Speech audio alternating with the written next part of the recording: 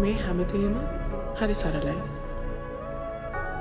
අපි තමා පටලැගෙන තියෙන්නේ. මේ කය පොළොවට පස්සන දවසට අපි යන්නේ තනියම. අපේ ආදරය කරන හැමෝම දාලා තනියම. මේ විදිහට පේන්න, ඇහෙන්න, හිතන්න හම්බුන හිතින්.